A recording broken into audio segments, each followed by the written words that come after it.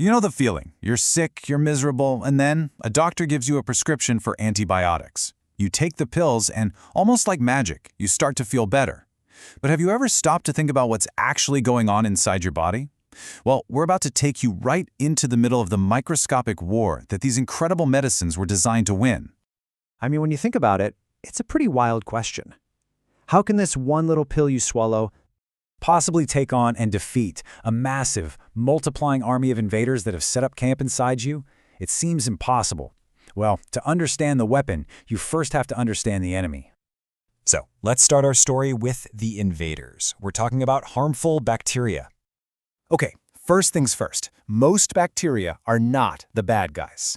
Actually, your body is teeming with helpful bacteria right now, doing crucial jobs like helping you digest your food. The ones we're focused on are the harmful ones, the invaders, the pathogens that get in, multiply, and make you sick. And I bet this list looks pretty familiar. Things like strep throat, those awful ear infections, and even really serious stuff like bacterial pneumonia. Yep, all caused by these tiny invaders.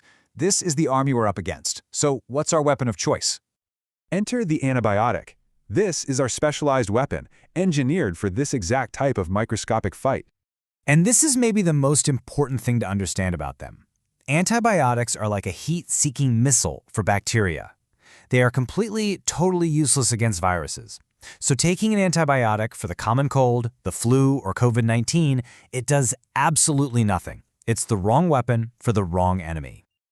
All right, now for the main event. We've got our invader, we've got our weapon. So how exactly is this battle won? What's the strategy here? It pretty much boils down to a brilliant two-pronged attack. An antibiotic will either go right after the enemy's defenses, or it'll cut off their ability to call in reinforcements. Let's break that down. Okay, so the first tactic is just a direct frontal assault. Think of a bacterium cell wall as its suit of armor. Antibiotics like penicillin are designed to find that armor and just shatter it. And without that protective wall, the whole thing just falls apart and bursts. It is brutally effective. Now, the second tactic is a little more strategic, a little more sneaky. Instead of that direct attack, these antibiotics basically sabotage the enemy's factory. They block the bacteria from being able to reproduce.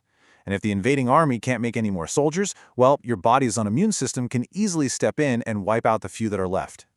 So the antibiotic is working. In a few days into it, you start to feel better. The battle seems like it's over, right? Nope. This is actually the most critical moment in the entire war. And that brings us to why finishing the fight is so important. Let's play this out. Your doctor says take them for 10 days. But on day 6, you feel fantastic. The sore throat is gone, the fever is down, and the temptation is just to stop taking the pills. But here's what's really happening. See, those first few doses of the antibiotic, they wiped out all the weak bacteria first. So feeling better just means you've won a major battle, but the war is not over. The ones that are still hanging around are, by definition, the toughest, most resilient of the entire invading army. And this is where things get really scary. These tough survivors have been exposed to our weapon, but not for long enough to be killed. It gives them a chance to study it, to adapt to it, to figure out its strategy, And to evolve into something much more dangerous. Superbugs. These are the battle-hardened veterans who now know exactly how to resist our attacks next time. The name for this whole process is antibiotic resistance. And you have to understand, this isn't just a personal problem, it is a massive global health threat.